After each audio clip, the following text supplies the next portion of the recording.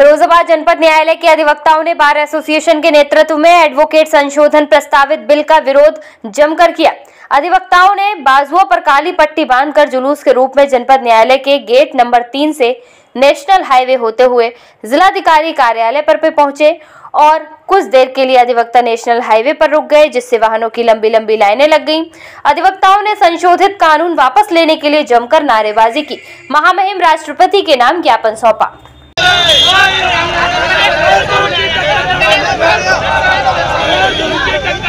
कराना है कि केंद्र सरकार ने अधिवक्ता संशोधन विधेयक 2025 के प्रारूप 28/2/2025 तक आपत्ति मांगी गई है। उसी संबंध में उत्तर प्रदेश राज्य के बार एसोसिएशन फिरोजाबाद के अधिवक्ताओं की ओर से अवगत कराया जा रहा है कि प्रस्तावित संशोधन विधेयक संविधान में दिए गए मौलिक अधिकार एवं स्वतंत्रता के अधिकार को समाप्त कर रहा है।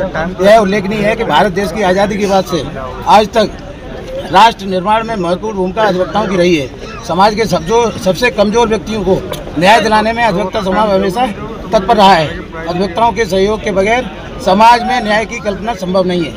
इन्हीं बातों को लेकर हम लोगों ने ये ज्ञापन दिया है। जो कानून संविधान में परिवर्तन किया गया उस पर हम लोग आपत्ति है और कतई स्वीकार नहीं है। और हमारी जो 6 सूत्री शर्तें हैं वो हमने तत्काल वापस लिया जाए और हमारी शर्तों को मान्य किया जाए। जो 6 सूत्री मांगे वो है प्रस्तावित धारा 33 से अधिवक्ताओं को एक स्थान से दूसरे स्थान पर बकायदा करने से रोकने का प्रयास है किसी भी प्रकार से स्वीकार नहीं है।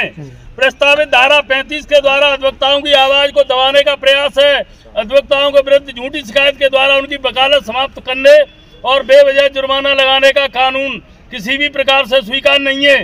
एक प्रस्तावित धारा 35 के द्वारा लोकतंत्र अधिकारों को समाप्त करने का प्रयास है। देश की लोकसभा विधानसभा में सदस्यगण अपनी आवाज पुरजोर तरीके से उठाते हैं। ऐसे में किसी न्यायालय द्वारा किसी प्रकार से अधिकारी का उल्लंघन होने पर अधिवक्ताओं द्वारा बहिष्कार हड़ताल आवश्यक अंग है। इस पर रोक लगाना उचित नहीं है। अधिवक्ता संघों एवं अधिवक्ताओं की आवाज को समाप्त करके नकुंज तत्वों को बढ़ावा देना अधिवक्ताओं के लिए स्वीकार नहीं है। धारा 36 में बगैर जांच अधिवक्ताओं के विरुद्ध कार्रवाई करने की व्यवस्था से वकीलों के खिलाफ पद के दुरुपयोग की कार्रवाई होगी। बगैर जांच किए लाइसेंस निलंबित करना अन्यायपूर्ण एवं विरुद्ध है। इसी के लिए हम अधिवक्ताओं की जो सरकार अधिवक्ताओं के खिलाफ 2025 में अधिवक्ता अधिनियम में संशोधन करने जा रही है, जो काला कानून लाने जा रही है, उसके विरोध में महामहिम के नाम फिरोजाबाद बार एसोसिएशन के अधिवक्ताओं ने ज्ञापन दिया है और उसमें अपनी कई मांगें भी रखी हैं। और काले कानून में यह है कि धारा 35 के अंतर्गत एक स्थान से दूसरे स्थान पर वकालत करने के लिए अधिवक्ताओं को रोका जा रहा है। अधिवक्ताओं की झूठी शिकायत पर उन पर बेवजह जुर्माना लगाने की सरकार तैयारी कर रही है।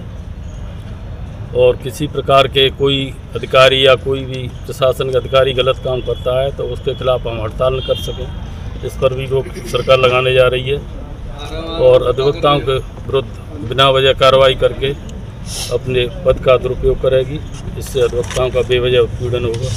अध्यक्ष जी, ऐसी क्या बात है, हर यूनियन में विघटन होता है लेकिन आज सभी अधिवक्ता समाज एक स्वर में एक साथ खड़े हैं, क्या कारण है इसका? ये अधिवक्ताओं के संघ में कहीं विघटन नहीं है। अधिवक्ता जहाँ भी देखो, दिल्ली की बात करो, मध्य प्रदेश, राजस्थान, कहीं भी बात करो, हरियाणा, राजस्थान में सभी अधिवक्ता एकजुट हैं। दिल्ली में तो कई दिनों से हड़ताल चल रही है, अधिवक्ता काम पर नहीं जा रहे हैं और अपने संघर्ष लगातार वहाँ पर कर रहे हैं। अगली क्या रूपरेखा है? 25 को फिर हमारी स्ट्राइक है। अगर काला कानून वापस नहीं होता है तो बेमियादी हड़ताल पर अधिवक्ता जाएंगे, भूख हड़ताल करेंगे, अनशन करेंगे, सरकार के खिलाफ प्रदर्शन करेंगे। और हमारी मांगे हैं कि अधिवक्ताओं को 10 लाख का मेडिक्लेम और उनको अधिवक्ता की मृत्यु होने पर 10 लाख सहायता राशि दी जाए।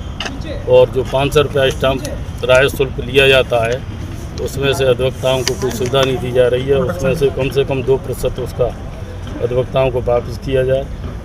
और महत्वपूर्ण बात यह है कि अधिवक्ता अधिनियम में कहीं भी संशोधन का प्रावधान नहीं है, फिर भी ये सरकार प्रावधान करने जा रही है। जैसा संविधान में तो है उसमें संशोधन किया जा सकता है, लेकिन अधिवक्ता अधिनियम में कहीं संशोधन का प्रावधान नहीं है, फिर भी ये सरकार काला कानून ला करके अधिवक्ताओं को उत्पीड़न की योजना बना रही है।